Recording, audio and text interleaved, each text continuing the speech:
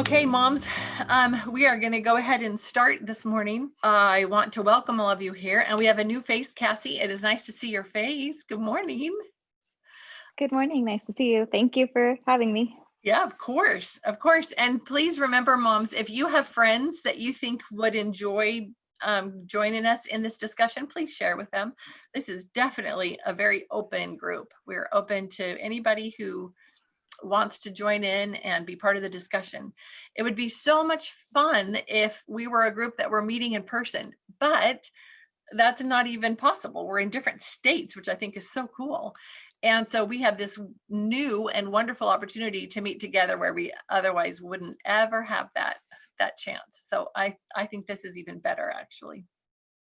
So I'm happy to keep doing something like this. I just absolutely love it.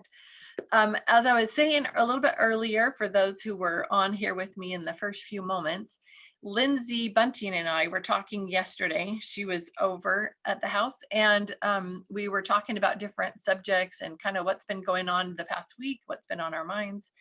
And Lindsay came up with this idea that perhaps we talk about, and I looked up this pronunciation multiple times, and I saw a little variations, but basically it's hygge. So, and I heard hygge, hygge, very like Americanized, right? And then a guy on a video like went through the whole, kind of led you through, okay, if you know French and you know this word, then say this part of it, then take this part of it off, and then put this on the end. It's like, oh, okay. So, but it was like hygge, hygge, hygge. I don't know. Anyway, so for me, it's like, it's cozy. It's funny, I even ran across some things that was like a Danish person saying, what is with you Americans? Why are you getting all hyped up about this thing that like, we don't even talk about it. It just is, so anyway. And apparently, we've heard about it. We've seen it for years. It's been, if any of us have lived any moments on Pinterest, it's been there for years. But and then it became a big marketing thing, and the other thing that came across from a couple of Danish people was like, you don't need to spend money to have it. In fact, that would kind of defeat the whole purpose. So anyway, but it's America. That's what we do. We commercialize everything. But that is not what we're going to do here today. We are going to talk about different ways that we as moms, as women, can make these next 2 months, November and December, that for some women are like super stressful. They don't even like this time of year. But their feelings can be that strong. In fact, Marlene was one of those. If you've read any of her stories, Marlene Peterson Christmas was just not a positive holiday in her book. It was a time of a lot of stress and pressure that she felt. And she'll say, that it's stuff that she put on herself, but that's how she felt about it. And I think that we've probably all been there. Others of us have very positive feelings about the holidays. We love the holidays. We may still make ourselves crazy by having really super high expectations, but we enjoy the time. And there's everything else in between. So I'd love to hear where you are, kind of what your feelings are as you get ready to get into these next 2 months. We're already there. We are in November already. So those holidays are going to come racing forward. So what do you think about them? Are you positive? Looking forward to it? Is it a super exciting time? Is it a stressful time? Is it, do you just hate it and just want to close your eyes and pretend like it's not coming? How do you feel about the holidays as we're getting ready for them?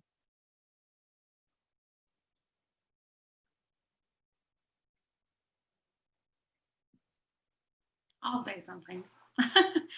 It's for us, we moved from Arizona where both of our families were. So we were always stressed because we were bouncing one Christmas with them, Thanksgiving. It was back and forth and back and forth. And we moved out here to Tennessee, and I only have 2 littles, So, and I come from a family of 7. He comes from a family of 3. So we have a lot of people in our lives, and coming out here where we don't have family, and just trying to find the new traditions that are important for just the 4 of us.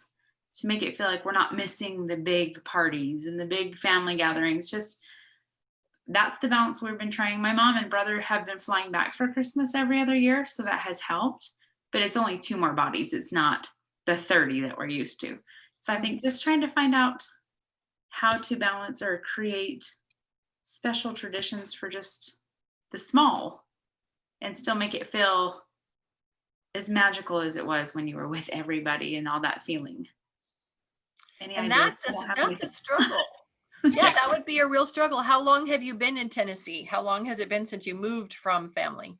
This will be our 4th Christmas here. Okay. So we went back to Arizona for Christmas last year and it was a fiasco.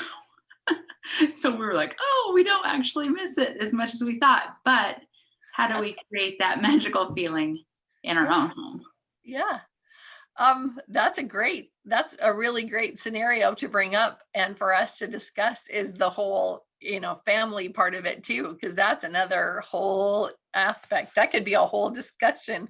It's just the extended family. Okay. And Lindsay Bunting, were you going to say something? I can totally relate to the family because the whole time we've been married for 16 years, we've lived in the same town as my family and his family, both of our parents. Like we're all here. And so every single year since we've been married, we bounce back and forth for Thanksgiving, 2 Thanksgiving dinners, and then like Christmas Eve, we're kind of the bouncing back and forth and having to, buy for everybody and all the different gift exchanges. And I get it. So we just kind of slow down everything because we know that there's going to be enough chaos. Someone's getting ice. That's loud, I'm sure. We know there's going to be enough chaos with all the different families and all the different traditions. And so we just really slow down within our own home and just do nothing. It's great. Well, so that helps you get a balance then, because there's going to be the crazy on the extended side. So then you slow down your personal side. Yes. Yeah, that makes sense. Well, we're looking at, Thanksgiving has been at our house for the last, I don't know how many years. And I do the whole dinner and we have extended family usually, and it's different combinations of family. And we love that. We love having, because it'll be someone that pops in from out of town and they're like staying with grandma and grandpa and they're coming over to our house. And this year it's different. There are multiple factors involved and it's going to be really weird. I'm sorry, I'm going to add a couple more things. So both of my parents and my in-laws live close enough by that they're usually both here. My sister and her family, one of my sisters and her family are across town. And so we often have them. We have a family of cousins and they often come over. But this year it's nobody but us and then one set of grandparents. The other ones have got other things going on with another side of the family. So it's so weird as we're talking about and planning, and it's just going to be our family and grandma and grandpa.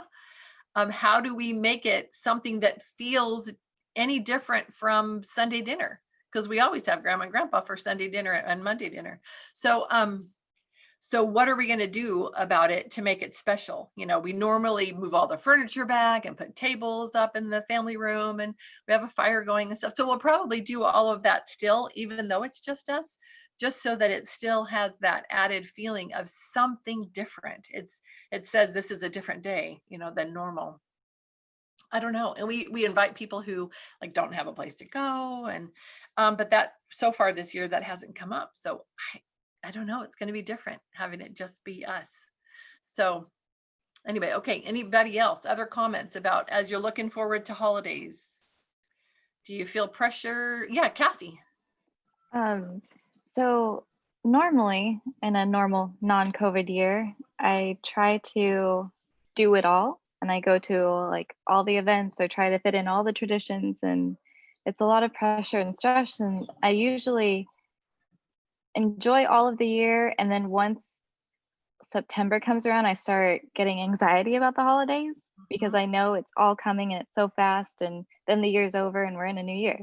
But this year, I've actually been so relaxed and just looking forward to the holidays because I'm not trying to do it all and I'm just doing what I can. And the kids, I mean, I have a 3-year-old and a 6-month-old, so they're happy with whatever. And a lot of our family have now moved, and there's only one set of grandparents here now, and so we're not wrangling everyone together this year. And so it's actually somehow more enjoyable, the holiday season, now that I've taken that pressure off of myself. Okay, that's really interesting. It makes sense, but I feel a lot of that same, COVID related, I guess. The COVID thing has slowed us down. It's removed us from a lot of things that perhaps we were wanting to be removed from anyway, but we just didn't know how to extricate ourselves politely from it. And I have loved this past year. I feel bad saying that. I don't, obviously, for anybody that's lost family to the coronavirus, or just the other normal things that happen in a year that aren't as pleasant, we've had plenty of those too. But the whole aspect of slowing down, of removing ourselves from a lot of the extra non-essentials has been lovely. That's really been a blessing to our family. I mean, homeschooling is really wonderful because it kind of keeps you a little more secluded than normal anyway. I mean, you can choose. Some of you actually that are involved in charters and things have had, I've known you and your lives, and sometimes that's been a little crazy, just because there are so many amazing, wonderful things that you can be part of. And instead of homeschooling, you're car schooling, which I'm not saying that's a bad thing, but this whole coronavirus lockdown, shutdown, whatever, has slowed all of us down and given us time to kind of rethink what is essential. What do we want to keep in our lives? And I think as we're heading into the holiday season, because there's going to be lots of other opportunities for people to suggest that we still maintain what we've been doing. It might continue for a while, and we might have the added side benefit of kind of being a little bit staying slow through the holidays. So I think that's a good thing. I think that's going to give us an opportunity to rethink how we do these holidays and what traditions we want to keep, what new ones we want to make, like Lindsay was talking about, because of moving away from family. So let's talk about that. What are some things that we could do to create a more relaxed, more cozy, home-centered, family-centered, heart-centered holiday season? What are some things you guys have found? I have stacks, loads of papers, things that I printed out that I found, via lovely Pinterest, about hygge and that cozy holiday feeling. So if you don't have ideas, I am set. But if you do, I'd love to hear ideas that you have that kind of are just coming out from your heart, ways that you can slow down, be more meaningful, more heart-centered. I know for us, we kind of stop a lot of the normal, like school. I hate to say school. Like we stop a lot of the normal things that we would be doing, and we just read. That's kind of all we do during this holiday. I'm staring at my holiday shelf. It makes me so happy. Let's see if I can flip my camera around. So I like this time of year because we collect Thanksgiving books and Christmas books. And so we just do that. I just love, like, that slows us down because we could just sit in here and the kids know right where the Thanksgiving books are. And then that's it. There's nothing else to it. I love that. I love that. Does that make you feel more relaxed to know that that's all you need to worry about for, school for the next 2 months? Yes.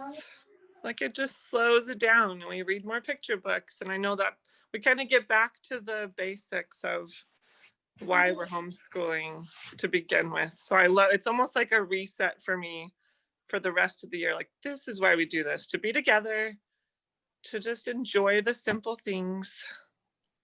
So yeah, it's very relaxing for me. Great. Okay, thank you. That's a good idea. And it's kind of fun to set up a little area there that's specifically for those things. Okay, anybody else? Mamas, ideas?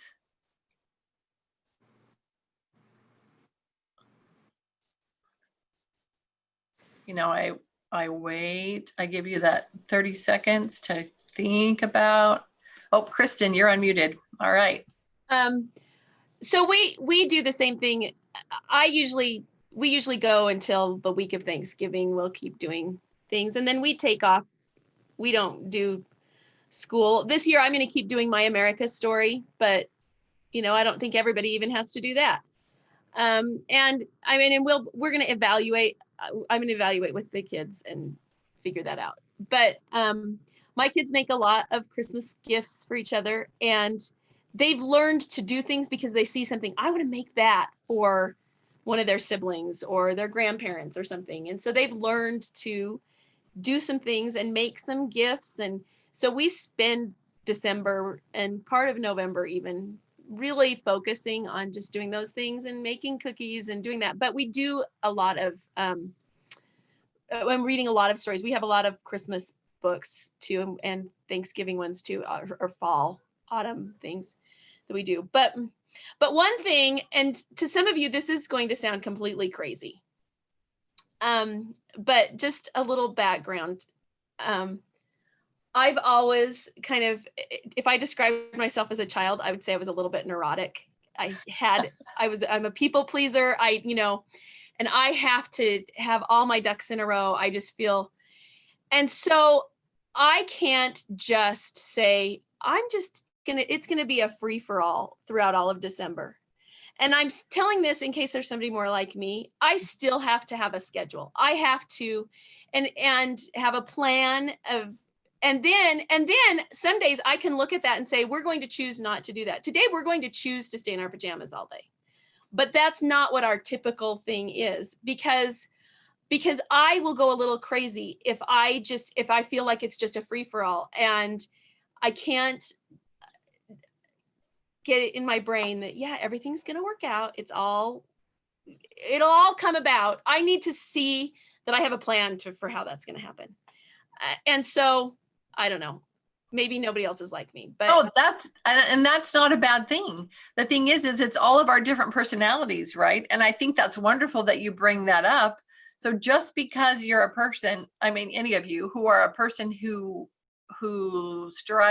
thrives on structure and routine, doesn't mean that you can't have a relaxed holiday season, right? You just have a looser schedule perhaps and different activities.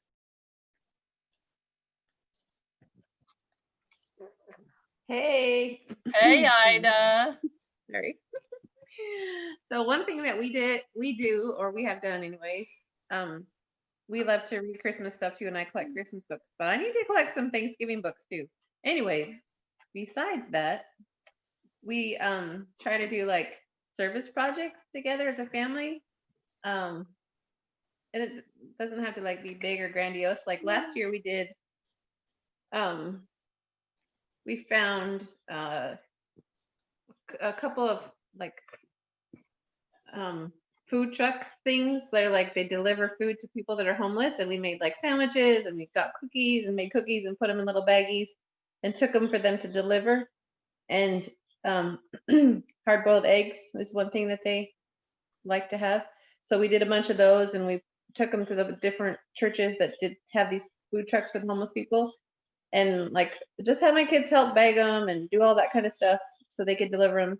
And we talked about like what it was for and all that. So like we spent the whole month of December just doing kind of stuff like that. But we would do stuff like just taking cookies to a friend, or we picked up garbage in the neighborhood, and just things like just simple things that the kids could participate into, and that we could focus on other people for the month of December, like being thankful and grateful, and then also showing our love for others. Like, anyway, so we had a lot of conversation about that, and that's what we did. It's actually last year was the first year that we did really focused on that, but usually try to like do school and that kind of stuff. But this year I was like, just last year I was like, you know what? We're just not going to do school. This is our school. We're going to do service for December. Anything that has to do with that, whether it's for each other or other people or whatever, just things that are focused around that. So that was really fun for us. I love that. That's a great idea and a wonderful way to spend that holiday time and to teach your children about service, and you're hanging out together. So that's wonderful. Okay, other mamas, comments? I have a question, actually. Sure. Hi, Michaela. Hi. I was just wondering what you guys do to create like a sense of magic or wonder when it comes to like the Christmas season, especially because I feel like growing up, my mom did a great job of creating that, but it was also like really hectic. Like it was a lot of stuff that she did. And like, I loved it as a kid, but like as a mom, I just don't feel like that's really my jam to do like all the things, you know?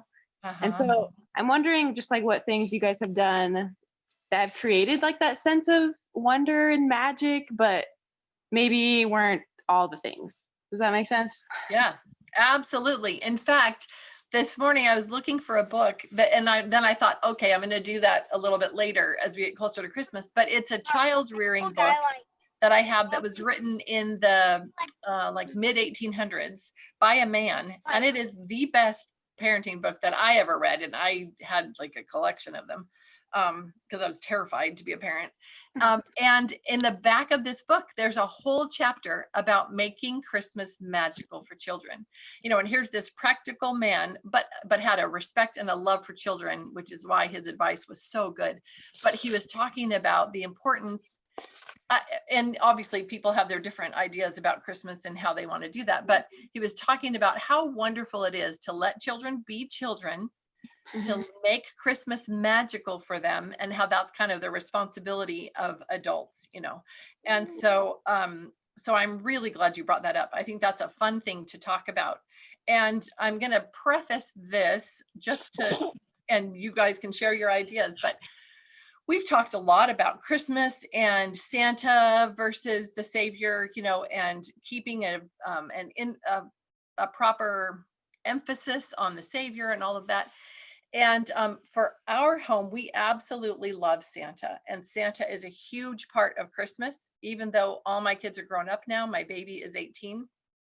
I still have a Santa tree, you know, and all my decorations on that tree are Santa. I have another tree that's a nativity tree. I don't know, maybe in my head that like balances things out for me, but it's not just about the trees, you know, or the decorations. What we talked about as a family is that we focus on the Savior, on Christ every day of our lives. He is the focus and the center of our lives. And we know that Christmas is about celebrating the birth of the Savior. We celebrate him every day. And so we don't have a problem having Santa and some of the other things that go with Christmas being part of our December. It just makes it magical and fun. And it doesn't, for us, because of how we live our lives, it doesn't take away from the Christmas being about the Savior. So there's my little preface and disclaimer as we go into this, to let you feel like it's okay to talk about Santa included in with the all of the emphasis and focus on the Savior. So there, now you can go and talk about this. How do you make it magical? How do you make it magical without making it crazy, over the top, a mom getting no sleep, you know, and being harried? Because that's not going to make for a very magical Christmas season. I can tell you that right now. I just asked my kids. I went in there. I said, "What makes Christmas magic? That makes it feel magical?" And really, they all were just like the lights. Like something so simple. You don't have to have a ton of decorations. We do have quite a few because my grandma passed on all of her Christmas decorations to us. So we have a lot, and that makes it magical to me. But we do the Christmas lights not just in the front yard, in the front of the house.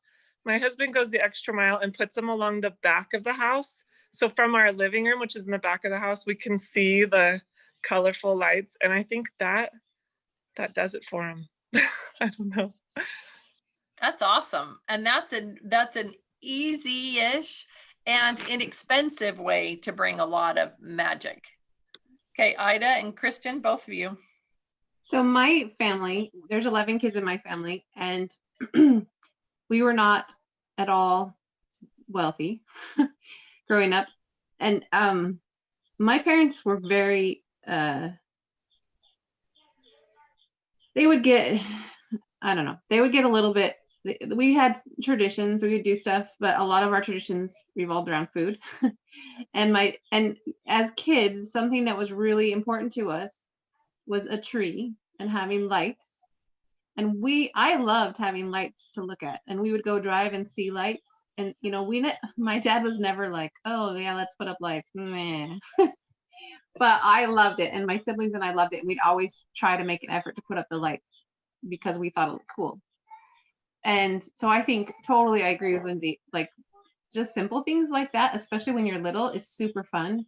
And like going and seeing lights in the car and talking about them while listening to Christmas music, doing things like that are simple.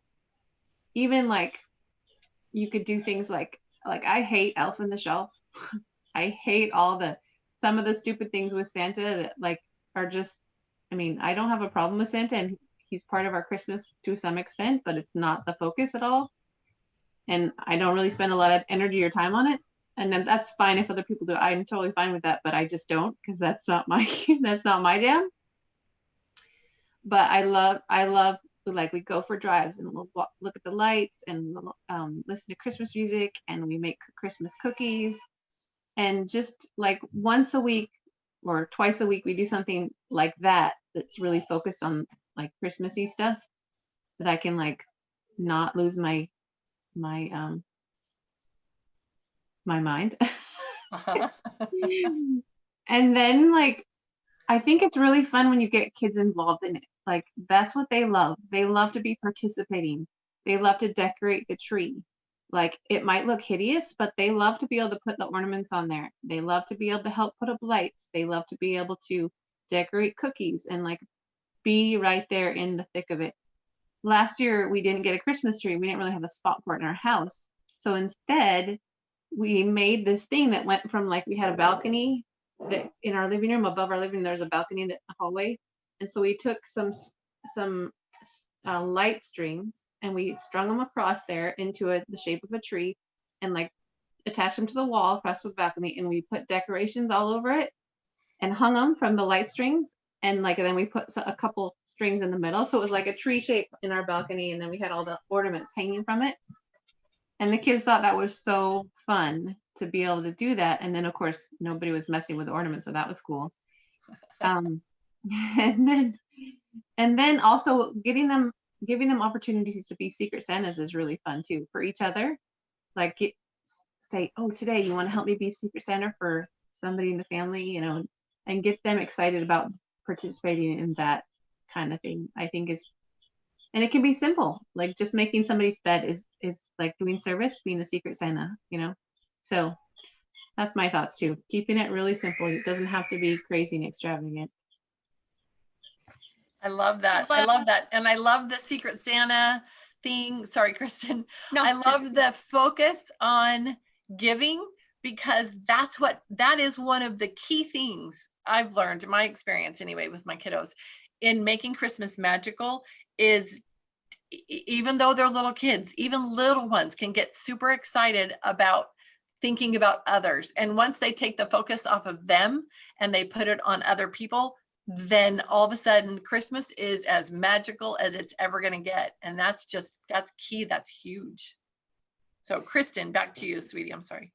I loved everything that Ida said. And so I grew up with a mom that really made Christmas magical. She loved Christmas. Her birthday's December 1st. So we always decorated for Christmas on her. That's how she wanted to spend her birthday, was decorating for Christmas, But I think back about what made me feel the most magical in my home growing up.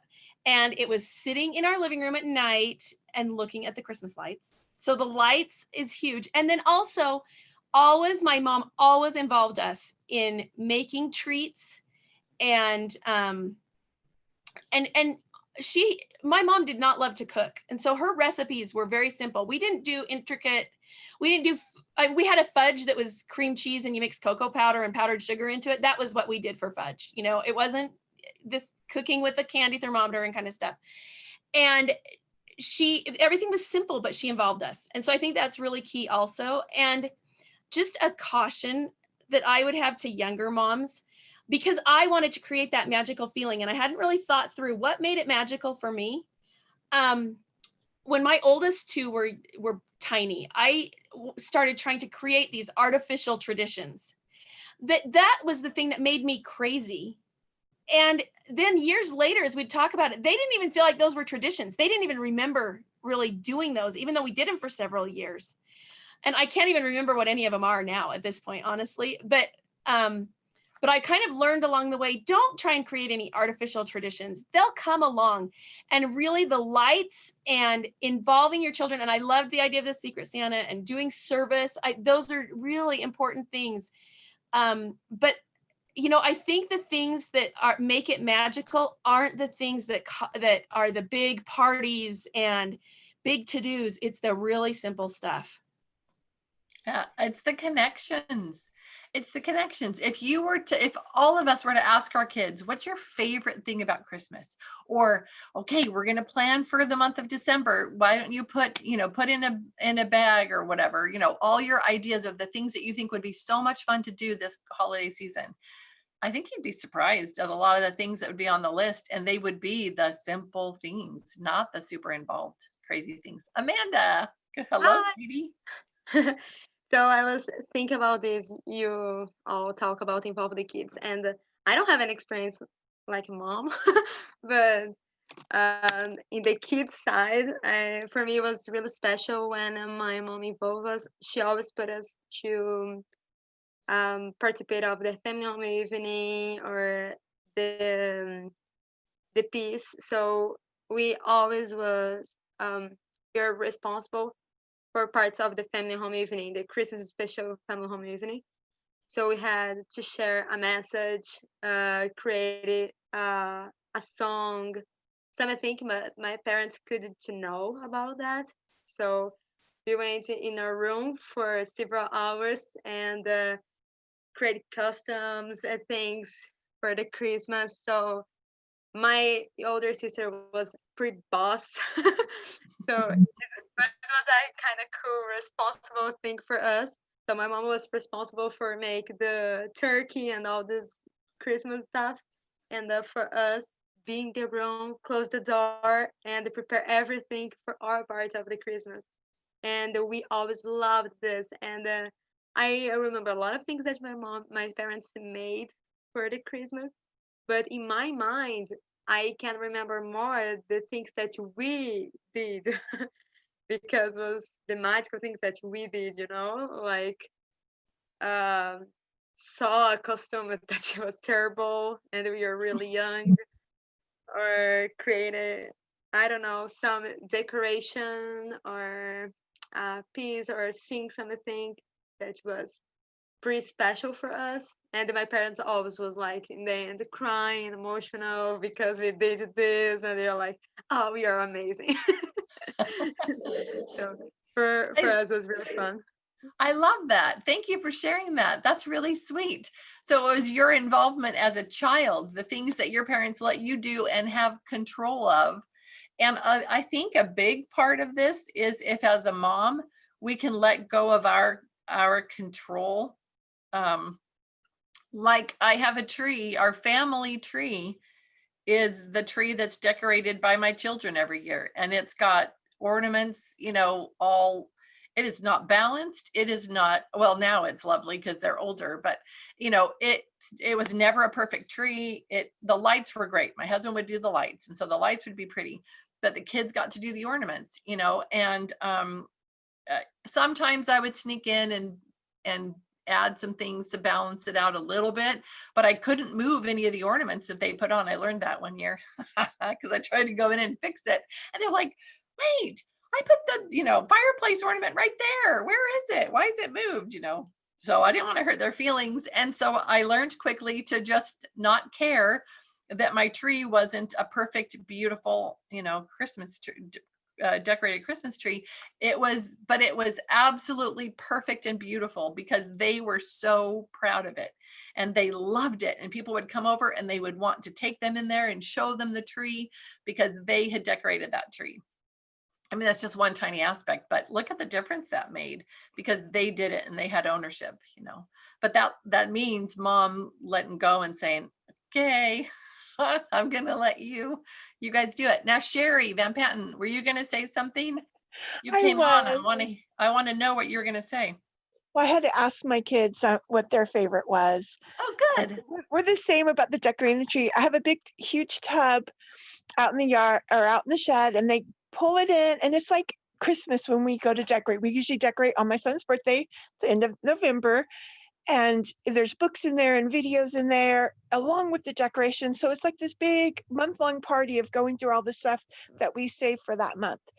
But my kids' favorite activity, and this is mine too, since they were actually before they were born, my family's always done the 12 days of Christmas. The gift giving, and we kind of do different interpretations every year. Some years we choose one family and we do the gifts, where you hide and you like deliver the gift on the door. But other years we've done where we've chosen 12 families and we do a different family each night. And that's always a big thing that usually by the time Halloween rolls around, they're planning who we're going to do and what we're going to do for each night. We've done some that were scripture related where they had to like read through the scriptures and find what the hint was, for them to go find something related to the scripture. One year, I can't remember, that was my favorite year. It was all from the story of the nativity, right? And we'd choose a verse and we would find something in there, and that was the gift or the idea that we went with to create something for the family. So sometimes it was kind of really off the wall, but it was so fun to read through the story and figure out something that we could give this family that was related directly to the nativity story right from the scriptures, and that was fun. Oh, Sherry, I love that. I love that you asked your kids and got their input and found out that yes, indeed, having them be part of, them be included and just as much a part as we are of the Christmas planning and doing is important. And I love that you brought up the 12 days of Christmas. My family did that when I was growing up, and that was such a magical thing. And I think the very first year we ever did it, I don't even remember how we learned about it or anything, but we heard of a family that moved into our ward, and they were from another country, from South America, and they were not going to have a Christmas and everything. And anyway, it was Pilar Casamuapa back then, but some of you know who that is. But anyway, her boys were just tiny. They were just little kids. And we did that. We went and we snuck every night. We would go and take a different gift and leave it on their porch, and knock or ring the doorbell or whatever and run. And over the years, as our family continued to do this, my siblings, I moved away, but my siblings would have their friends would ask, can we go tonight? Are you guys doing 12 days of Christmas? And the friends would come over and they would help go to prepare the gifts and deliver them. And we would do different things, different years. Sometimes there was a theme like you were talking about. Some years my mom would write these cute little verses that would go with each gift, just hokey, goofy things. And I remember teaching seminary, and my seminary class did it. We picked a family, and each of the kids in the class or paired them up, and they each had a night to go deliver a gift. But that's a magical thing to do. And I don't know, do you all know about the 12 days of Christmas doing that? Have any of the rest of you had an experience of doing that, picking a family or families, and 12 days before Christmas, you start delivering a gift, and you do it every single day or evening, you deliver a gift. Anybody else have experiences with that they want to share? Michaela. Hey, so yeah, this is one of the things that I was kind of referring to. Like, my family did the 12 days of Christmas, but I feel like we always picked way too many families to do, and then we had way too much stuff. Like we would give them Yes. like a huge like stocking full of stuff every day. So I was like, wow, this is so much. And it was fun at the time, but I still remember feeling at the time like, wow, because my mom was stressed out about it, right? She's like, oh, I need to Yeah. go get this. I need to get this. I need to get this for all these families. And so yeah, I love the idea of it. It's just that it was always so stressful, and I was the oldest in my family. So a lot of the stress kind of fell to me too, right? Because I was like supposed to help all the siblings be able to do all this stuff, And so I think that in some ways, a lot of these things have kind of made me shy away from Christmas traditions because they weren't very enriching, they were just very like rote and kind of painful most of the time. So anyways, No, I love that perspective, Michaela. I think that's important because one of the main things here is finding balance and also doing the things that come naturally to you, like what Kristen was talking about. It needs to be a natural, organic thing that is just, it's part of your family, you and your husband and your children. It's got to be the thing that just naturally comes from who you guys are. And I just on this 12 days of Christmas thing, I remember, because I'm not that, well, excuse me. And when it comes to making gifts, which I love to do, but I can make myself crazy there. So that's my category where I go over the top and have had to really rein myself in.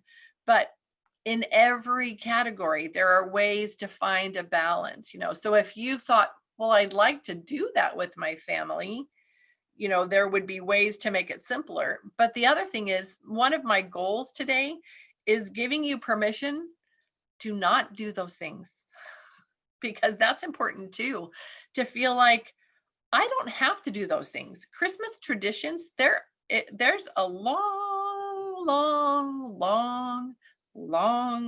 list of Christmas traditions. And if we were to think that just because it was a Christmas tradition, it was important, or we had to do it, or just because it was a Christmas tradition that our family that we grew up in did, we now have to do it, especially when we have young children, that would be completely overwhelming. You need to find the thing that brings Christmas peace to your heart, Christmas spirit to your family. And all of that is going to be the very first thing on that list is it doesn't stress mom out. Otherwise, it can't do those things. It won't bring peace to you. It won't bring a Christmas spirit to your home. It won't. Or maybe it sort of will, but the cost will be way too dear. It's just not worth it. As far as the 12 days of Christmas goes, I remember one year, one of these years that we didn't have money, which has been many now. I went to a secondhand store that sells children's clothes and toys. And after Halloween, they put out Christmas Christmas stuff, decorations and things. And they're heavily discounted. The lady that owns the store would go to all the after Christmas sales and buy up stuff. And then she would sell them in her little store. So I would go in there and I would buy a nativity. I love nativities. Kristen really loves nativities, just FYI. But I would go in and buy a under $10 nativity set. And then every night of the 12 days of Christmas, we would deliver a piece. And on the 12th day, we would deliver baby Jesus, that was a way that it was super simple and didn't require any kind of crazy on my part. But even if the driving around to go to the place with your kids, with bedtime, with whatever, if that doesn't work for you, then 12 days of Christmas doesn't work for you. And that's okay. Again, I'm here to give you permission to not do those things, to do like Lindsay does and read to your kids, have hot chocolate, go look at Christmas lights, the end. We have enough crazy in our lives. We don't need to add more crazy. If it's a thing that adds meaning that we believe as mom it adds meaning for us as well as our kids, then sure, go do it and enjoy it. But if it doesn't, it's kind of nuts that we make ourselves, do those things. And if putting up a bunch of Christmas lights can make Christmas magical for your kiddos, and that's what you do, and you sign yourself out of all the extra stuff and just be with your family, I think that's pretty great. I think that would make for probably a really lovely Christmas season. So what do you think? How does that make you feel? What do you think about that? Yeah, I think, what was I just going to say? I think it's going to look different every year. And I like what Kristen said, where sometimes you plan things, you kind of have a list of things you want to do in December. And then if you don't do them, that's okay. Or you could have like me, where I plan nothing. And then as things pop up and it's going to work for us, then we do them. If it's not going to make me go crazy, then we do it. So we don't just sit and do nothing and read books. There's things that come up naturally, like, oh yeah, grandma wants to decorate cookies. Let's go do that. That'd be really fun. Or let's go, drive tonight, look at Christmas lights. Like, we definitely do other things, but it's just as it naturally comes in. So it's not crazy. But also I wanted to tell Michaela that I can totally relate to the mom going overboard for Christmas and it looking stressful. And that's why I planned nothing, because, and I was the oldest too. So I think, yeah, it was overdone and now I'm tired. And so, yeah. It's so no good. I was just saying, it's no good if Christmas morning mom's wiped out and grumpy, Yeah. So just do what works. It doesn't have to be the same things every year. That was another thing that my mom always made sure we did the same things every year. So it was tradition. There's going to be years when that just doesn't fit and it's going to be fine. It'll still be a tradition if you do it again the next year. It's okay. Yeah. Do any of you have children where if you don't do a certain tradition, they're like kind of freaked out about it? Like, but wait, we always do that. Yeah, my kids kind of freak out when we don't do presents. That's kind of a tradition. Yeah, I would imagine so. Totally joking, of course. I know. Okay, other mamas? Other input on any of the stuff we've been discussing so far? I have something my kids brought up that we also have something we do every year. We go and do the walk through Bethlehem, which is run by a local church here that opens it up to the community, where you go and you start off with this beautiful hymns and music or live performance, like musical performance, and then you're guided around from the very beginning, entering the city and hearing about, the Savior coming and all the way through the resurrection. And it's just an amazing experience. And every year we've done it, and my kids just reminded me that we didn't do it last year. And it's something that's really hard. And sometimes we go several times. We'll go with friends, we'll go with my dad, we'll go as a family. And it's just amazing. And we actually have friends there. We know people from the church that does this. And every year it's fun to see what they're doing, if they're one of the bakers that year, or one of the soldiers, or one of the guides, or performing. And it's just been an amazing experience, because we've been doing this, I know, for at least 10 years. And we usually do it on a Sunday after church. We'll go and it's just an amazing experience. Very amazing. Well, I'm glad you brought that one up. I love that. I think that is just beautiful. And that's a really cool experience to go do this walk through Bethlehem. And what a gift that church gives our community to have that opportunity to do that. That's a very touching experience, I think, very meaningful. And that's awesome that your kids brought that up. Tell them thank you. That's a great addition to our discussion. Okay, what else? What else do you mamas want to bring up about this whole holiday season, expectations, demands, pressures, maybe those being eased this year? How do you feel about that? Gift giving. Again, really trying to get your kids to focus more on the giving then the receiving part of it just makes a huge, huge difference. And that doesn't mean that you have to get involved in helping them make all their gifts. Although I got one that's what she does every year. She makes all of the gifts, and it's then the rest of them kind of started doing it. And when that doesn't involve a mom and doesn't make you crazy, it's a lovely thing for them to be able to do that on their own, make gifts for each other, you know. When you said focus on giving rather than receiving, it made me think of all those catalogs that come in the mail with all the toys. So in the past, it's kind of been tradition for my kids to grab those, kind of like in that Christmas Story movie. Forget the name of it. I don't know. But it's they'll sit there and they'll circle all the things they want. And I think you're probably not going to get any of it. And that's all they focus on. And they're like, you know, trading them back and forth, and they have colors. And so this year I threw them all away because that ends up being the focus for a while, is they're like, what do they want? Yeah. Yeah, I think that's probably a really good tactic. So I just wanted to talk about the idea of children giving gifts and making gifts. And my children love to make gifts for each other. And mine are now old enough they can do it a lot on their own.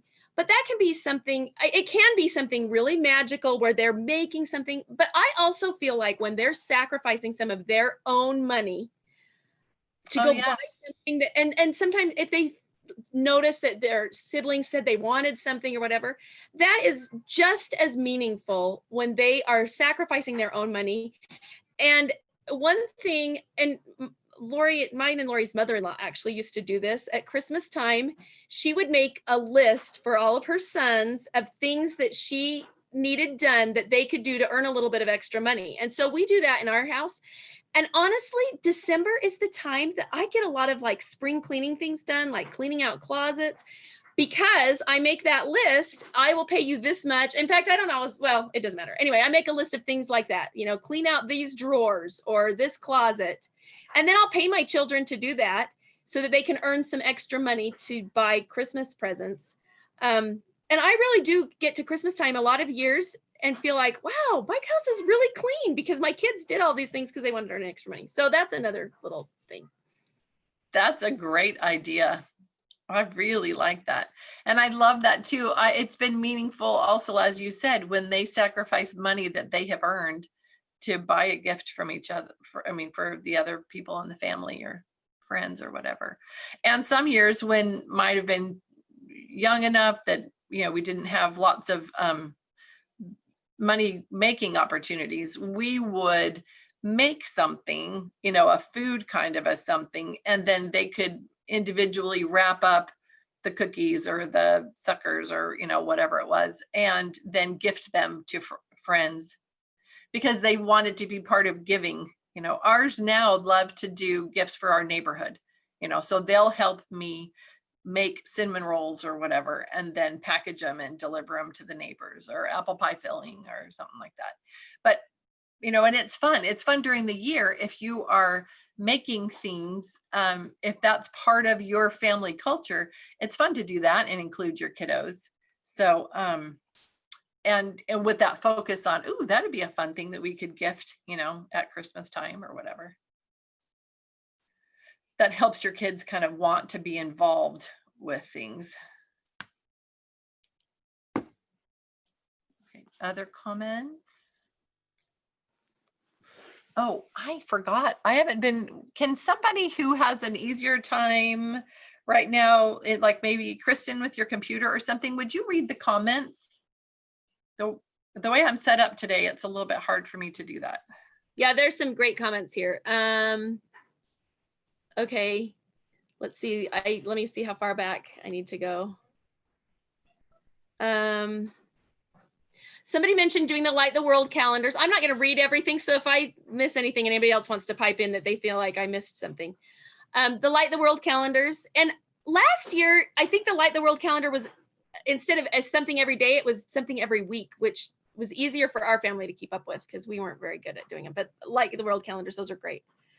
Ida said, if it's causing lots of stress, you're probably doing it wrong. And I think that's a huge key. awesome comment there. You probably don't need me giving commentary on everybody's comments. Oh, no, I like it. I like Sorry, I skipped down too far. Hold on. Jessica B said, I'm finding that what I had as a child was good and what my husband had as a child was good. But like you're saying, we are a new family and we will make your own traditions. And combining 2 families of traditions, suddenly that's huge. So you do have to pick and choose. That's great too. Somebody else mentioned, I love Light the World. We don't always do whatever is assigned to the specific day. We pick and choose and do it anytime. Great idea. We don't typically check off everything on the calendar. And please don't feel like that's the purpose of it, because it absolutely, you're not going to win a blue ribbon because you checked every box off for the month of December. Sorry, that's not part of the deal. But it's a list. It's a whole calendar full of ideas that you can pick and choose from, right? I mean, that's what it is, I think. Yep.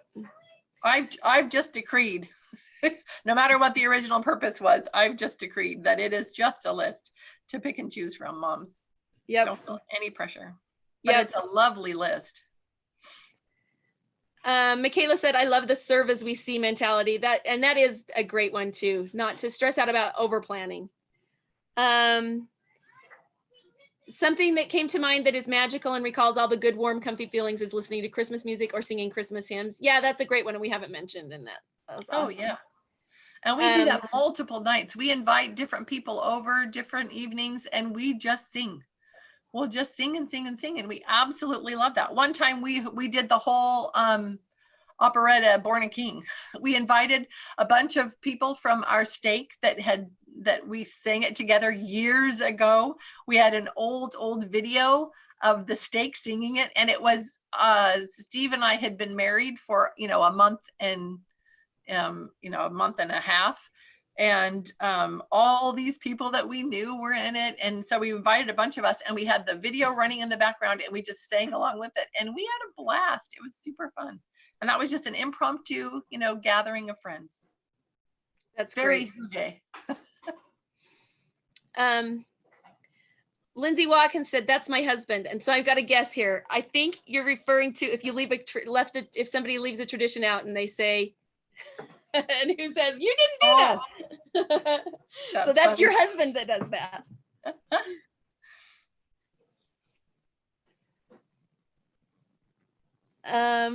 Jessica B said, having enough hot chocolate. Oh yeah. And, after I'm guessing, see, I'm guessing, we'll see how good I am at guessing at what people were commenting on. After Ida said that the tradition that her kids don't like when they skip is getting presents. I think that's when Lindsay said, Ida, you kill me. Hey, and do you all know about putting ice cream in hot chocolate? A scoop of ice cream in hot chocolate? So good. Yep. Okay, sorry, just had to add that. And then Lindsay Watkins, this is a great idea too. I'd planned to learn more about where our ancestors came from and trying recipes from those areas and learning about their traditions. Awesome idea. Well, that's fabulous. And then Ida also commented that she hates those catalogs. And then Cassie said, great idea to incorporate family history, a good time to talk to extended family and listen to all the stories as well. So yeah. And that's caught up on comments now. It would be a great time to record any kind of recording, to record some of your current family experiences for your own family history. Lindsay, were you going to say something, Lindsay Bunting? Yeah, I was going to mention that earlier because as I know some of us have like decorations that were handed down. So as I get decorations out, it's always been kind of fun to talk about where they came from and the meaning behind it. And the family history is part of it. Yeah, exactly. I love it. I love it. Thank you, Kristen, for reading through those. So I'm going to go through a couple things that I set aside, a couple of quotes first that I liked that I wanted to share. And one of them is, hang on, sorry. One of them is, Hygge is taking the time to slow down, enjoy simple things, and feel cozy every day. Okay, so now we're going to talk about a little bit about, and you can bring up questions from the past things anytime, but we're going to talk a little bit right now about ourselves as mamas. Okay, I don't know where I put my other piece of paper. And how we can bring that feeling of cozy and simplifying things, enjoying the simple things to our everyday. Here's this little list that I printed off, and I'll probably attach this to the email, but it's the 7-day Hygge challenge. And I like the idea of this. I thought it was kind of nice because I'm a list girl. And so it helps if I kind of have a list of things that I could choose from that would help me to try to incorporate this in my life. So here we go. Monday, obviously it doesn't have to be Monday, but this is just some ideas. Monday, cook dinner, turn on music and eat by candlelight. Now, sometimes I remember feeling overwhelmed about like everything. I mean, there were years, periods, months, whatever, where just everything overwhelmed me. And I'm sure it had some to do with my schedule, where my kids were all at and things like that. But as I look back, it had a lot more to do with me and my expectations.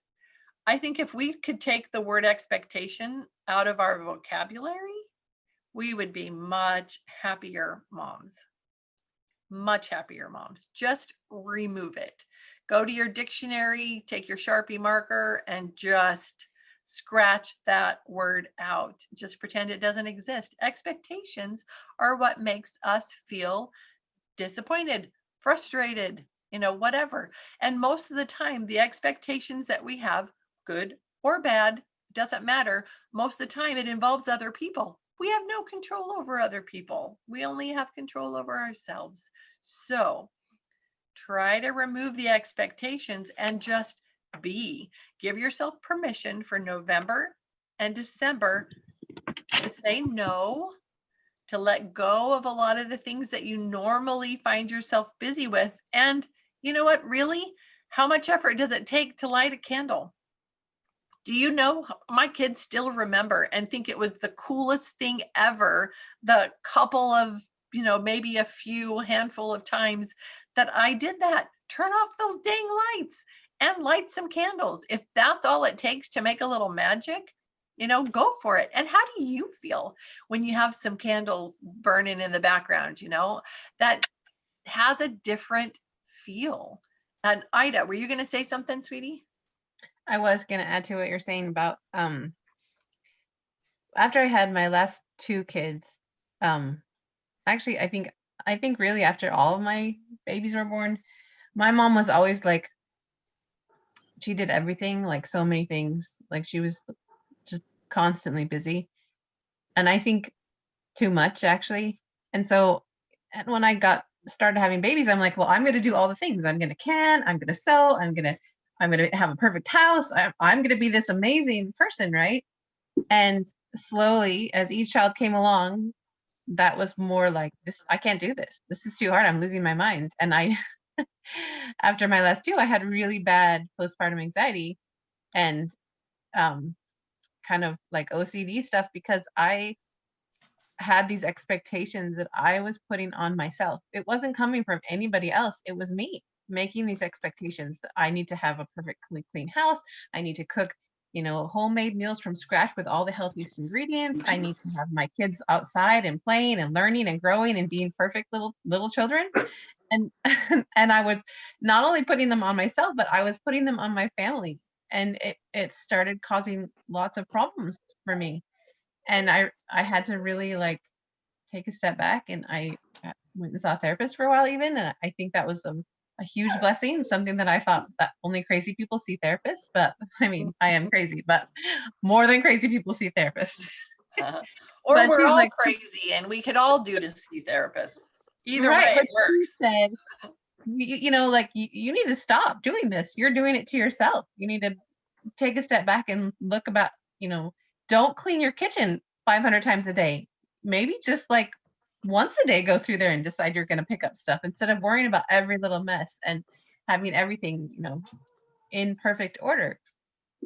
And so I have had a long journey of letting go and being able to say, you know what, it's okay. I don't have to be like that. And giving myself grace and also other women, because I was also kind of judgy of other women when I would be like, your house is a freaking mess, or your kids are crazy, or whatever, and I feel badly about that, because that's really harsh of me and very just terrible. But I feel like I have a little bit more perspective now, and I'm able to see. And I think it's so important that we let go of those things, because it's poison for our mental and spiritual health, and it affects all the people around us. Nobody wants to be around somebody that's so high strung. So relax. Well, People you be don't even happy. want to be around yourself when you're like that. No, you're angry all the time and frustrated, and it's not fun. Yeah. And most of the time it's unrealistic expectations that nobody but we put on ourselves. I mean, every once in a while it's somebody else too, but you just don't need that person in your life. Sorry. But if that's what that person's going to do to you, you can just, I'll write you a letter every once in a while. But other than that, we can just not. But yeah, expectation. So you agree, expectation is a bad word. Yeah, we need to definitely show grace to ourselves and to others. And the only times in our lives where we're being judgy about other women is when we're feeling disappointed in ourselves, or we're feeling insecure, something like that. And then we project those negative feelings. We make ourselves feel better by pointing out, well, I'm not the only one, look at her. And that's so sad, because we're all on the same team. We need to be cheering for each other and sympathizing with each other. And, we need to be we need to have each other's backs. That's what we need, so that we are supporting one another and encouraging, and that's why I say the things I talk about, like at the end of the day, do the what I have done list that we talked about last week or the week before. Look at what you did during that day. And like I said, if it was one thing, one thing that you did, it was you made your bed, or you fed your children, or you smiled at your husband, or you, I don't know, So good. the tiniest little thing. If you just find the things that you did during that day that were something good and acknowledge that, make sure that you are giving yourselves credit for the things that you do that are good. And please show grace for the things that you do that are not perfect. I'm so sorry, but we all know that you're not perfect. And we have no expectation for you to be perfect. We're the only ones that expect that of ourselves. And that's so unfair. Our lives as moms are so busy. We have so much that we're doing, so many people that we're taking care of, even if it's just us and our husband right now, because that's a big job, because we're just starting it. And if we have a little one, and we just have one little baby, and we'll think, well, but she has 5 kids, I only have one, and look at how much I'm struggling. You have your first one. This is new for you. This is all new territory, and you're trying to figure it out, and it's hard. And hormones, hello. But that's a whole other thing to throw into the mix, and just wait till you get here, till you've been in menopause for 10 years. Oh my goodness, it's ridiculous.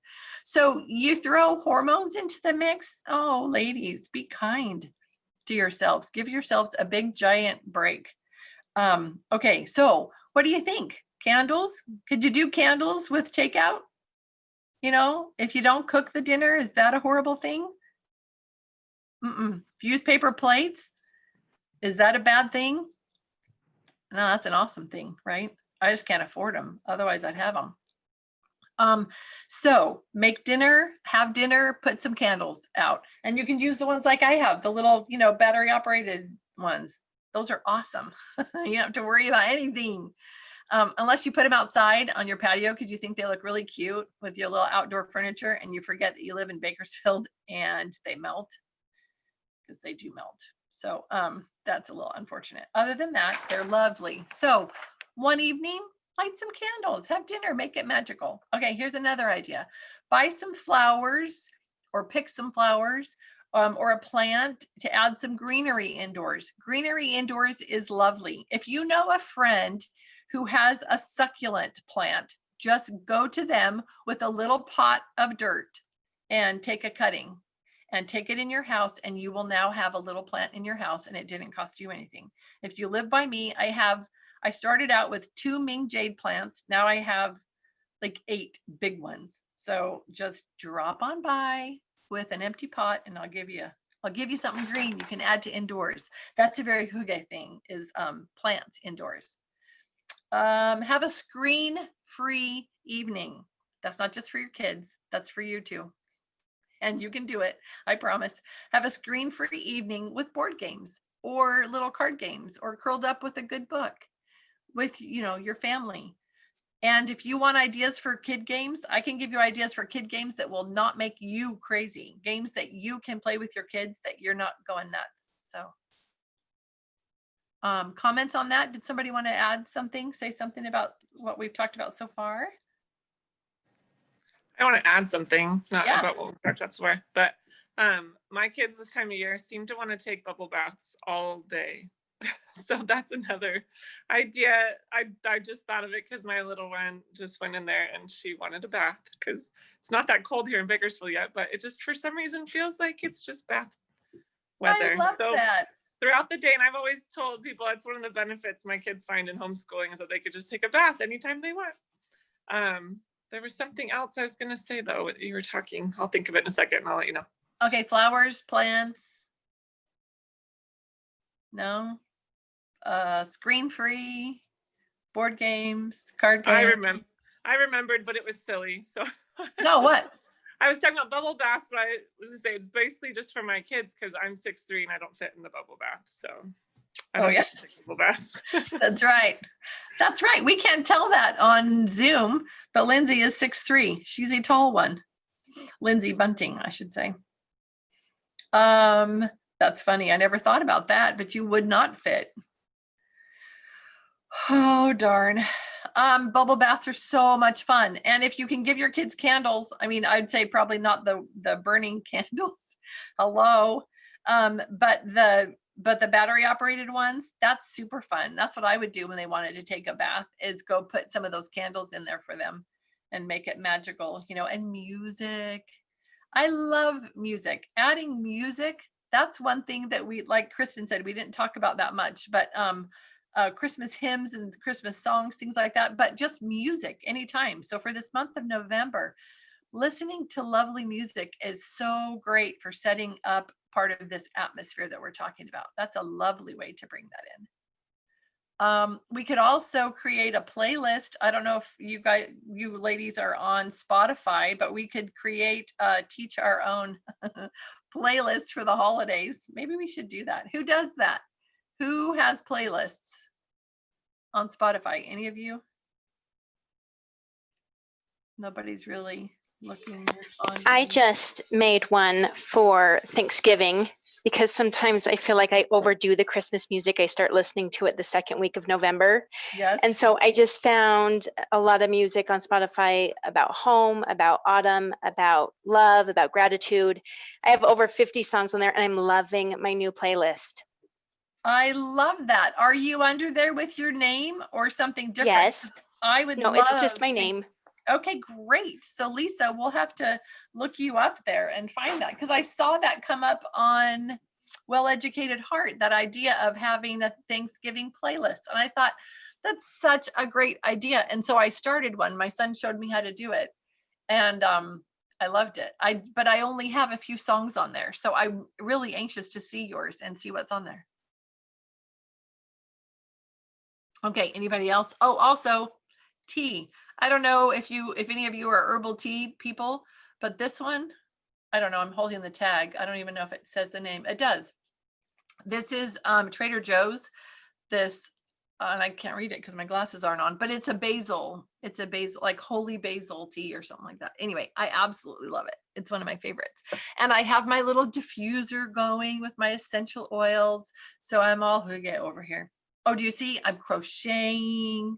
I have pillows and blankets and candles and lighting and all that stuff. So you're supposed to get the feel. So I'm trying to motivate you mamas. Okay, Barbara, welcome, my dear. I wanted to add that sometimes those things, I know that they'll benefit me, but it's hard for me to be the one that initiates it, because I need to relax, but I'm not there yet.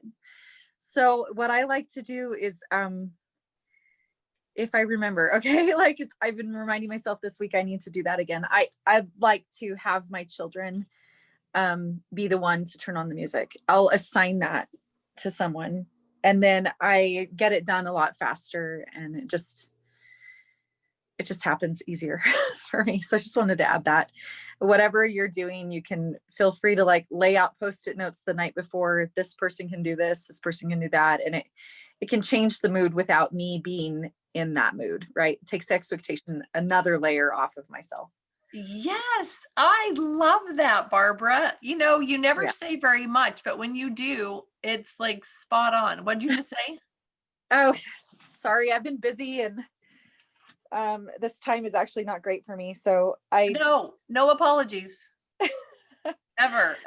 Anyway, okay, so glad to add that. You No, didn't want that's me to fabulous. I love it.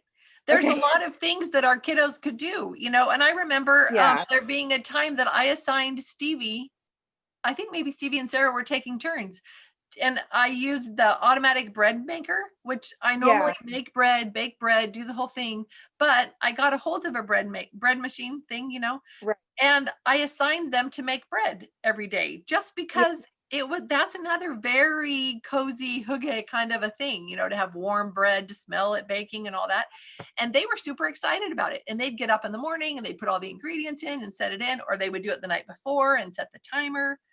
Yeah. I didn't have to even think about it. And it was happening in my house every day. Yeah. So I can want to start my day off more relaxed, but then I'm still in the mindset of chores or whatever. But even if I'm standing in front of a dirty pile of dishes, I can say, please, Christopher, put on some music. And yes, you know, whatever that is for you, it helps me a lot. So no, I love it. I love it. I'll have Michael build a fire in the fireplace. Hey, buddy, can you build a fire in the fireplace? You know, if they were waiting for me, we would have no fires. Exactly. Exactly. Oh my gosh, exactly. Yeah. And if you have children that would love to do these things, then let them know, or let them do it anyway. They don't have to love it to do it. Yeah.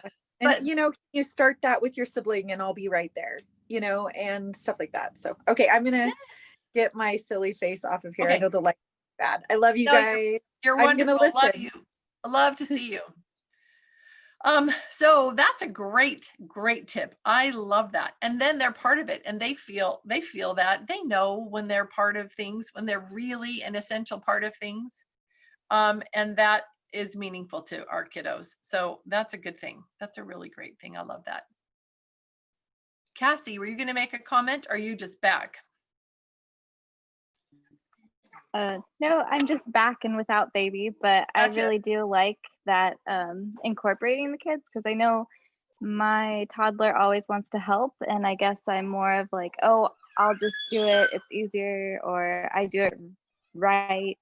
But earlier when you're talking about like letting go of that control, and probably it'll be less stressful for everyone, I really liked that. I'm glad you did. I'm glad you did. And I'll tell you one thing I did when mine were little, because I read somewhere that when they're really tiny, they think helping around the house, chores, jobs, whatever you call them, they think those are awesome. You know what? You've got to grab them while they have that enthusiasm, because it does not stay and then they don't want to do it. But if you can grab them while they're young, then you've got them hooked, and they're part of the team, and that's super smart. So I read somewhere, and I did this. I took my dishes, the plates and bowls and cups and the things we used every day. And I think at the time I switched out and put plastic stuff in there, and I put them all down in a lower cupboard. So I just rearranged some stuff and I put them down at ground level. And it was what we needed for setting the table every night. And it was pretty much the stuff that was coming out of the dishwasher every day, because my littles wanted to load the dishwasher, and they can totally do that. They can reach everything. And so they would unload the dishwasher with me. They would set the table because they could reach all the things. And then they would load the dishwasher after dinner. And I mean, I did have we've got pictures of, you know, different ones up on the dishwasher door, you know, stuff like that. They could get the cups. And so then they could get to the refrigerator to fill their cups with water. And I remember we have video of Kate filling a cup up with water, at the dish or the refrigerator, and then going over to the cupboard, opening it up and pouring water into the bowls, and then go. So, but as long as you're around, you can fix those little things, but anyway, it gave them such independence and it made them part of the family in a very real way. Doing dinner and dishes and things, that's huge. That's a family thing that happens every day. And for them to be an integral part of that is really great, and just think how much your kids would like, even just like lighting candles for dinner. That's an important responsibility. And that's one that you can give to a pretty young child. And I'll tell you, the more that you expect of your kiddos, the more they're going to do. They really do rise to the level that you hold for them. So, but anyway, find ways that you can let them be helpers. We also had, I know seems like an aside, but it feels like it's part of this discussion. We had laundry baskets. And so I let them each decorate a basket. And so they could put stickers, tie ribbons or bows, whatever. They could decorate it however they wanted. And that was another let go of the control thing, because I had these lovely white, clean, nice baskets. They all stacked up, as part of my OCD-ness. And now they were not terribly attractive and they didn't match and whatever, but they each had a basket. And so when we were folding laundry, I could toss in the different baskets and they could do it too. They could sort out, okay, that's mom's, that's dad's, that's Sarah's, that's Kate's, that's Stevie's, and they could put them all in the basket before they were old enough to fold. They know whose clothes are whose pretty much. When they're old enough to fold, they could fold, or they could do socks and washcloths, and they would just graduate up to the jobs that they could do. And so we always had them be helpers. We have pictures of my first child in a backpack with his dad mowing, before he could walk. And so that's how he started mowing. And then we got him a little lawnmower, the little plastic kind, when he could walk. And he would stay the whole time. He would follow his dad around and his dad would mow and he would just be right behind his dad, mowing with his dad, You start him out young and it really does work. But they want to be part of the family and in a meaningful way. If you give them jobs and chores that are just so that you can give them something to do, but it's not really significant, they know that. They know the difference. Lindsay, were you going to say something, Watkins? Yeah, it's kind of scary letting them do certain things. Like my 9-year-old daughter wanted to learn how to drive our lawnmower. And we were like, all right. And she is hooked. She loves that thing. It's like therapy for her. We send her out to the half acre that's not fenced in and we're like, knock yourself out, because we don't care if it's straight lines or anything. And she just zips up and down that yard on this big machine. And you're thinking, you're only 9, but she loves it. It's fun. But that's so great that you let her do that. I would have been in heaven if I'd had that opportunity. I would have loved that. I wanted to be a farmer so bad when I was a girl, and I would have just been in my own happy place there, having all these grandiose dreams, about what I was doing on my farm, sitting there. That would have been awesome. Good for you guys. It takes, we need to be a little brave to do things like that. But you read Little House on the Prairie, you read Farmer Boy. Read Farmer Boy when your kids are young, because oh my goodness, those kids had all kinds of responsibilities at very young ages, and that helps your kids to see that and to want to be a part of it. Another great book for that is Laddie. Beautiful family, families being having responsibilities and jobs and things like that, and working together. Really good, positive atmosphere. So, moms, your lives could be so much easier, minus expectations, minus the school expectations. If you would give yourselves permission, I say take a whole year off. I recommend that to all homeschooling moms. Take a year off, get to know your family, hang out, just relax and enjoy each other. That's a fabulous way to learn how to educate your children. It really is, because then you have created the connections that make a difference, and then they want more. and they are open to the learning. But most of us can't do that. That just freaks us out. We're so tied to the way things have been and what we've known.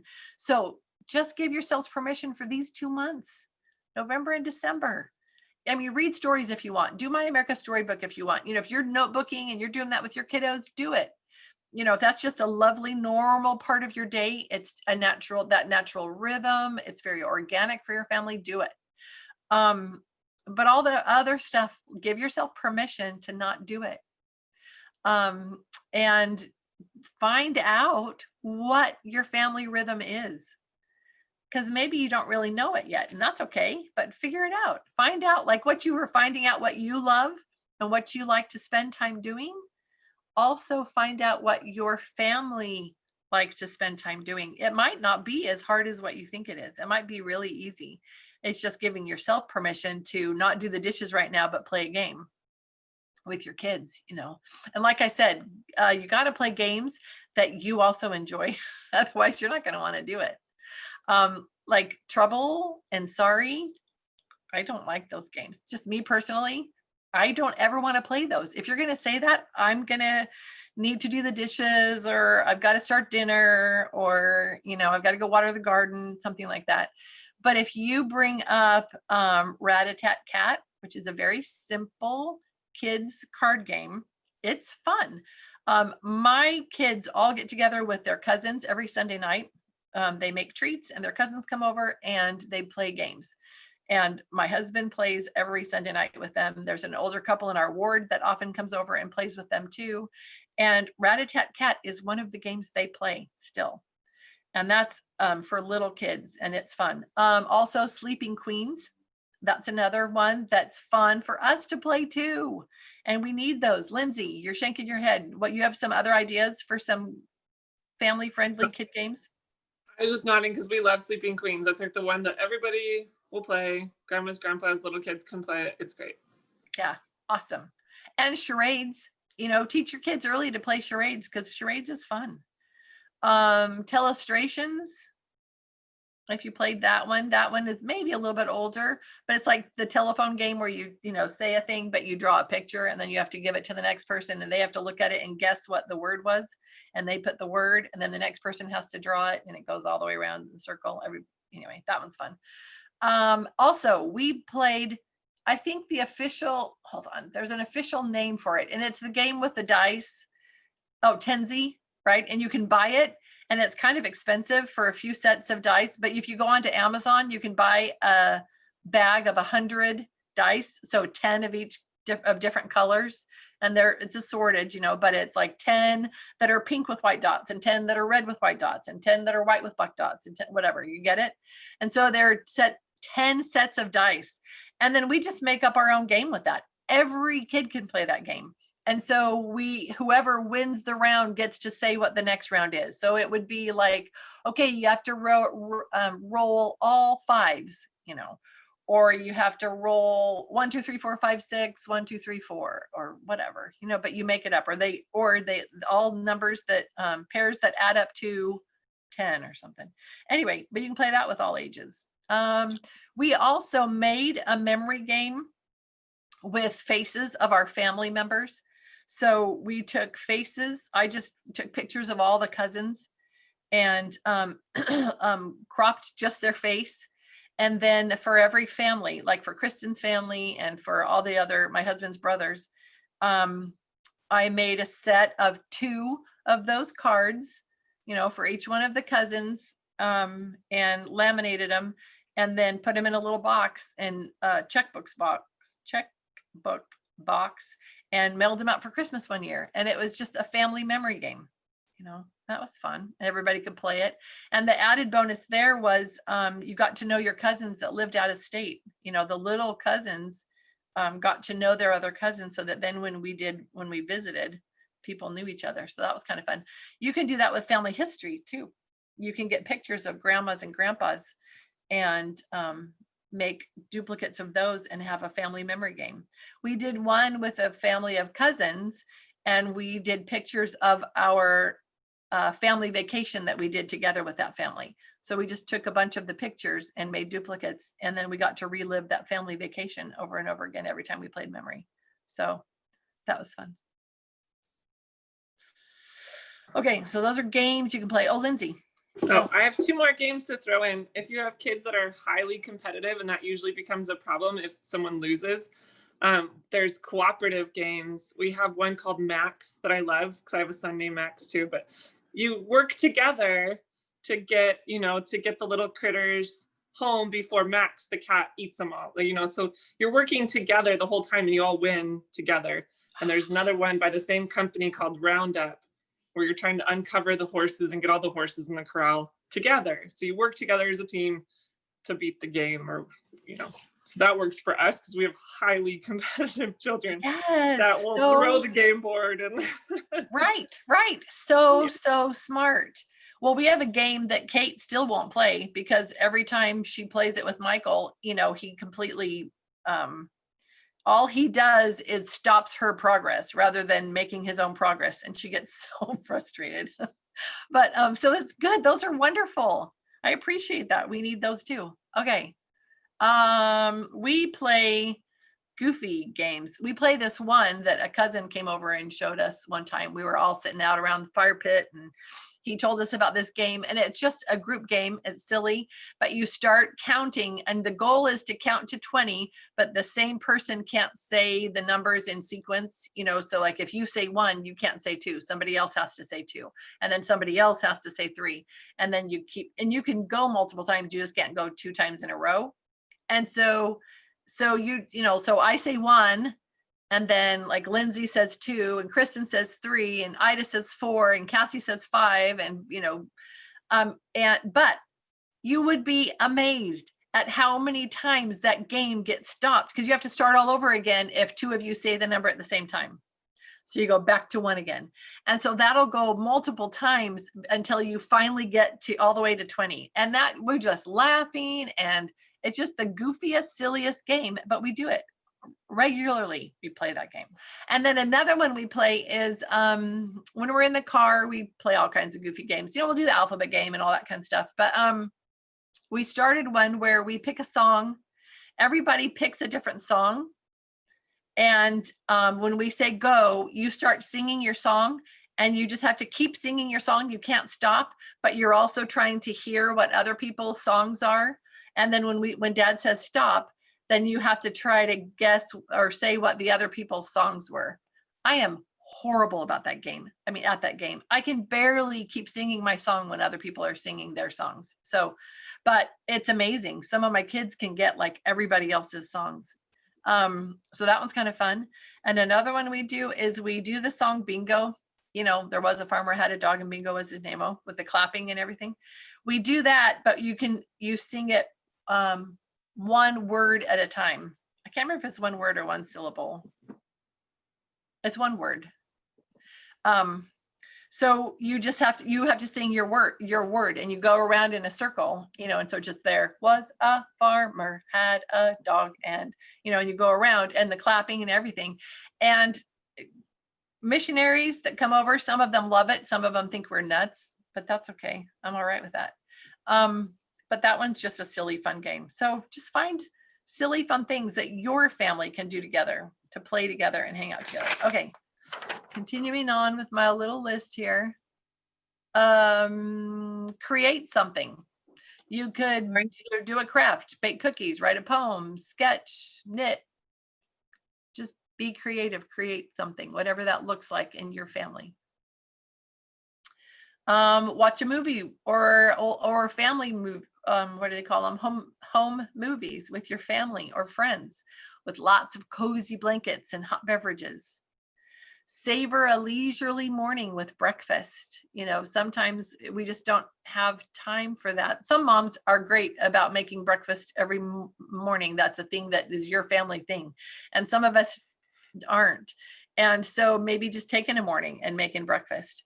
Head outdoors for a long walk and just enjoy nature. I loved all those ideas. I thought those were all really great ideas. And getting out in nature is another hygge thing to do, connecting with nature. One of the things in Marlene's book that I read this last week in the tools section was this idea of Yeah, work before play is what we usually say, but is that really written down somewhere? I don't know. And if it is, does it really matter? And what if we played first?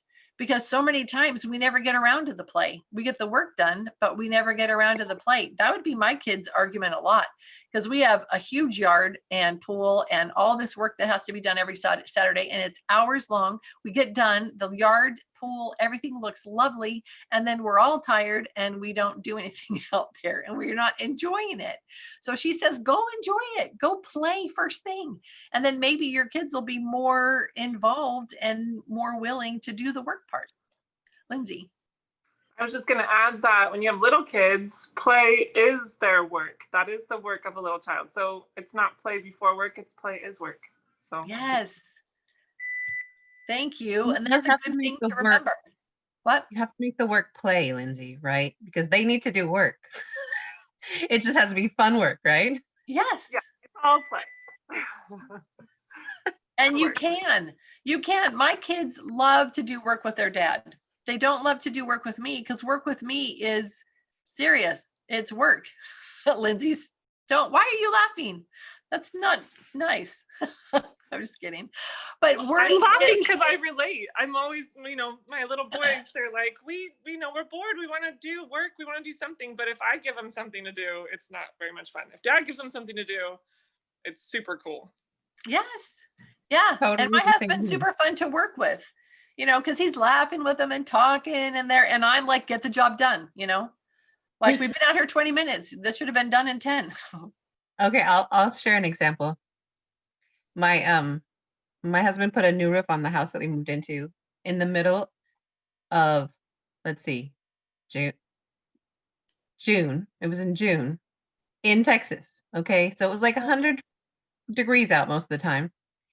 And I'm in the house like, oh, please don't die up there on the roof in the heat. Okay. And my boys, actually, every single one of my kids were on the roof. If there was anybody around here that was like watching my kids, they're like, what is this craziness? I'm like, please don't fall off the roof. They were up there like for hours helping him do all the roofing stuff. I'm like, come in and do your dishes. No, that's not fun, Mom. We're helping Dad. Right. All right, fine, Yes. No, I love that. I love that. I remember reading a thing once that said, don't take all the fun jobs. I was like, what? And they said, ask your kids what jobs they want to do. Because a lot of times jobs that maybe you hate doing, your kids would think would be the coolest if they could do that job. I know. How many of your boys love cleaning the toilet? So gross. My boys love cleaning the toilet. So that's great with me. Yeah, exactly. You'd be surprised at the jobs that your kids are dying to do. But like I said, you got to get them early. Okay, so is there somebody that could read the comments? Is there anybody available that could do that for me? I can try. Let's see. Let me go back. I've missed some. And they're always so good. Let's see. A few people had to leave. Great idea about hot chocolate. Eating by candlelight is a great way to fade out the mess around the house on a busy day. That was Sherry. Yes, you just kind of becomes a blur. Let's see, Cassie says at wind down before bedtime, we switched to no lights, soft lighting, and my toddler loves turning on the twinkle lights and fake candles. I love that. I Jennifer. love that. I've always thought that would be so smart to not have lights on in the house after dinner. Just follow the natural rhythm of the earth, and use candles or whatever. I think that would help all of us get to bed sooner and have it just be a more pleasant evening if we just had firelight, candlelight, twinkle lights, whatever after dinner. Anyway, sorry I interrupted you. Yeah, are you going to put these all in the email? Because you know what? I forgot that I was going to do that. I will do that. I'll go back because I've saved them all. I'll go back and put those old chats on there too. I keep sending out emails, but I forget to do the follow-up ones. So I apologize. Just all these ideas. There's so many ideas that I didn't write down this time. I'll do that. I'll copy and paste and I'll throw them in an email. And I'll do that for the last 2 weeks too. Let's see. Yes, one says, Jennifer says, I feel like we place too much expectation upon ourselves. Cassie says, when you let go, you find peace. Yes. Lindsay Watkins, we spent 2 hours playing dominoes the other night. My family loved it. Now we have friends coming over this weekend for game night. And then she also, I love this idea, bath with glow sticks is her kid's favorite. Oh, So fun. I'm gonna have to try that's that. awesome. Let's see. I just said she wants that list. That must be the playlist. And I think she shared it with us. Lisa sharing the link. The link to her Spotify playlist is on there. Wonderful. Thank you, Lisa. Yeah, and that's it. Okay, I saw another thing. I saw a mom do water beads, which I don't know what those are, but you guys probably do because you have kids, but they're water beads, and she put them in a tray of water and then tossed some glow sticks underneath and turned off the lights, and that was pretty awesome. And the kids were just playing in the water with those beads. So, oh, hey, those are water beads. Awesome. Awesome, Cassie. So I don't really know what you do with them. So do they they don't disappear in the water? They stay, you can use them over again? Yeah, so they start out as just teeny tiny beads, and then you soak them in water for hours and they get bigger and bigger. You can soak them longer to get them bigger, I think, and then you can let them shrink or I guess evaporate and they go back to normal, and then you can use them over again.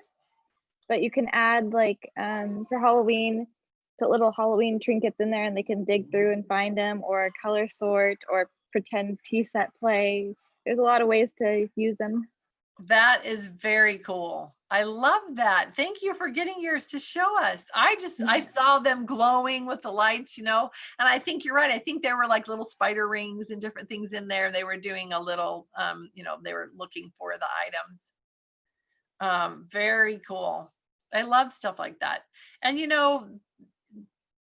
don't have to be all day long every day doing something incredibly amazing and creative with your kiddos. If you do one thing a day, one tiny little thing. I have proved this time and time again. You take 10 minutes out of your day. I mean, I know you're doing stuff with your kids, you're caring for them and everything all day long, but take 10 minutes of your day and spend time, one-on-one time, doing what that child wants to do. That day has become their best day ever. And it was 10 minutes. And we all have 10 minutes. We can carve out 10 minutes, but just remember, it really doesn't take much. And they're so thrilled that they got that one-on-one time with you. And the more you do it, the more you're going to want to do it. And the more you're going to excuse yourself from some of these other things that just don't matter as much. And you're going to spend more time with your kids. And I promise you, you are going to look back and say, dang it, why did I worry so much about XYZ? I wish I had just spent all that time with them, just listening to them and hanging out with them and following them.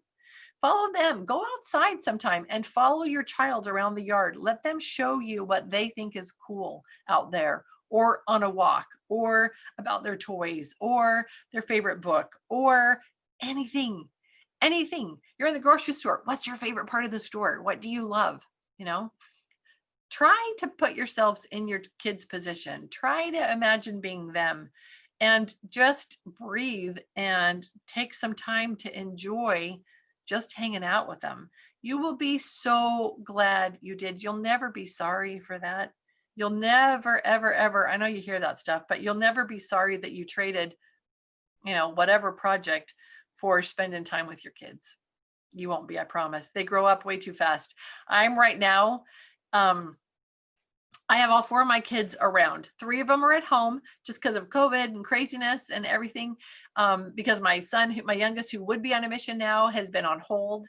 Now he finally, his bishop said, okay, it's probably time you can start getting ready and everything. And he'll be 19 in this coming February, and he's going to go.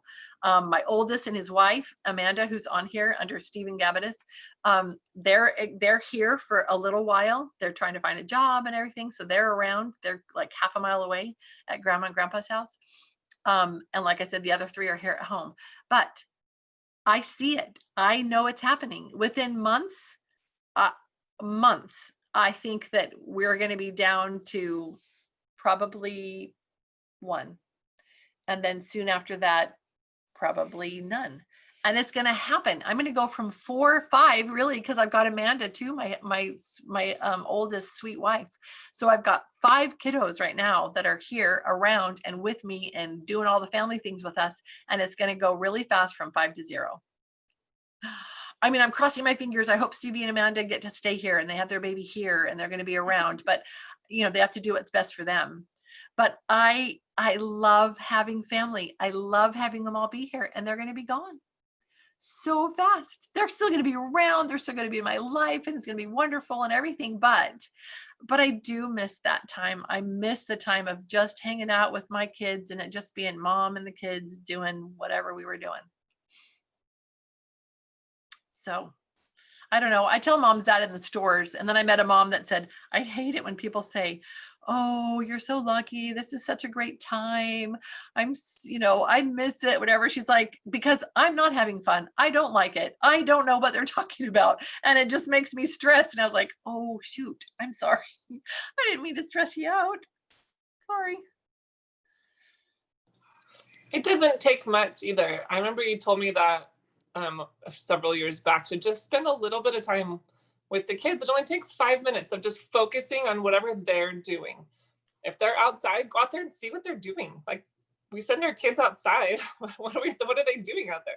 Yeah. I remember doing that with my now 7-year-old when he was like 4 or 5, and I went out there, what are you doing? And he had collected like 100 snails. I never would have known that or anything. And it was so fun to see the different kinds, and he, just to see their little eyes, and spending those, it was 5 minutes.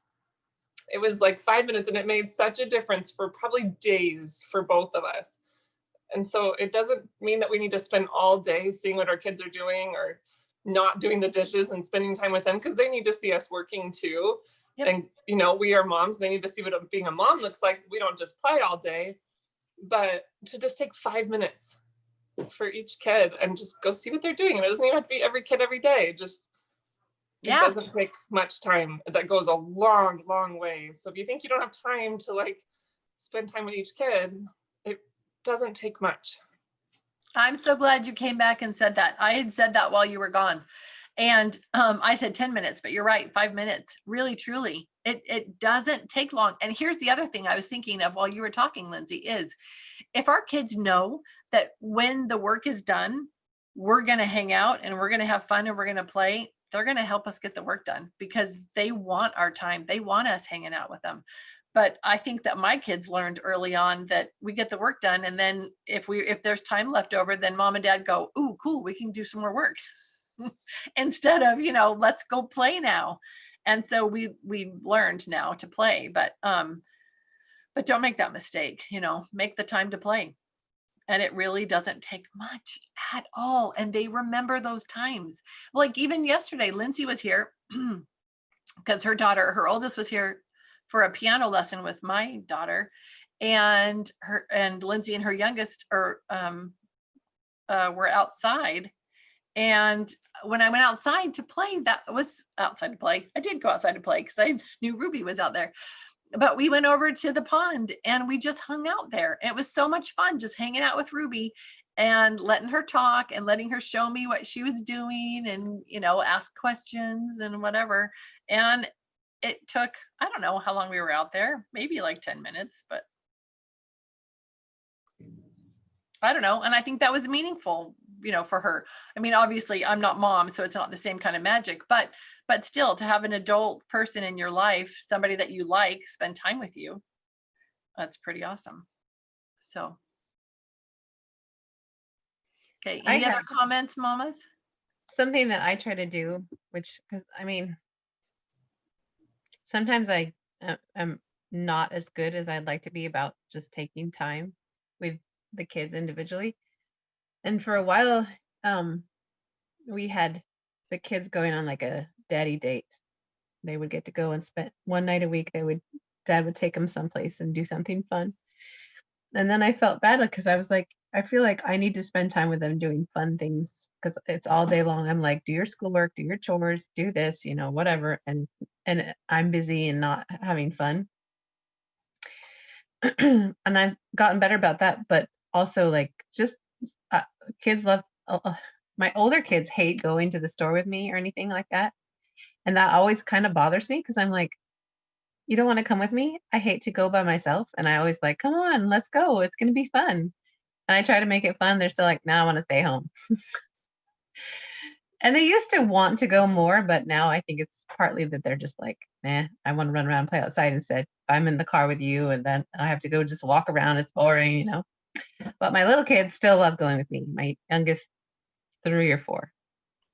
And so whenever they want to go, I'll take turns and just in the car, we'll talk and we'll maybe get a special little treat at the store and try to make it fun and just take advantage of those opportunities to talk to them about whatever I can think of. And also, even when my older kids go with me, sometimes we're going to do something or whatever, I try to take that time to talk to them because you have a captive audience and it's like, and not just like talking at them, but like asking them what they think about things and getting their thoughts. And that's, I think some of the best conversations I've had with my kids and like the most insightful ones have been when like we're just in the car, just me with one of them talking about something or me asking their thoughts and feelings about something. And that really is you can make that really quality time just on the drive to the store.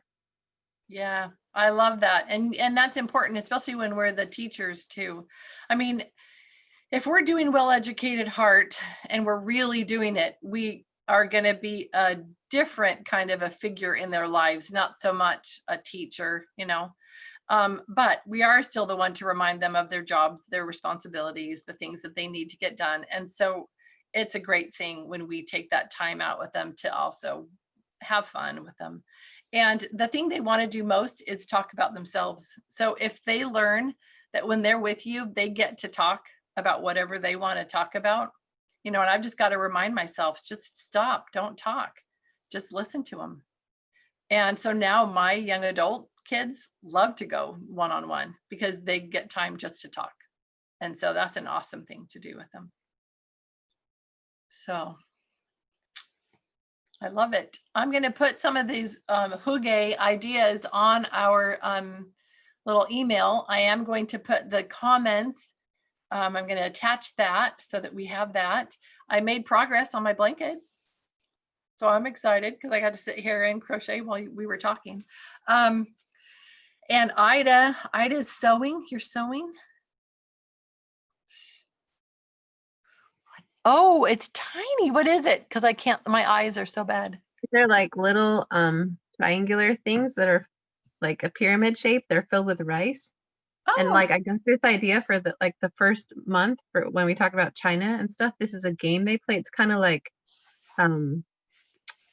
what's that game with the ball? Jacks. It's kind of like jacks, but instead they use these little things that are filled with rice and they throw them up, or actually they use rocks really a lot too, but they sometimes make these fancy little fun little toys. So I made some for our kids to play with. Anyways, I'm sewing them. That was a couple months ago, but next time we go through the rotation, we'll play with these. We'll be done. And you can play them in the meantime. That's very cool. That's awesome. I love it.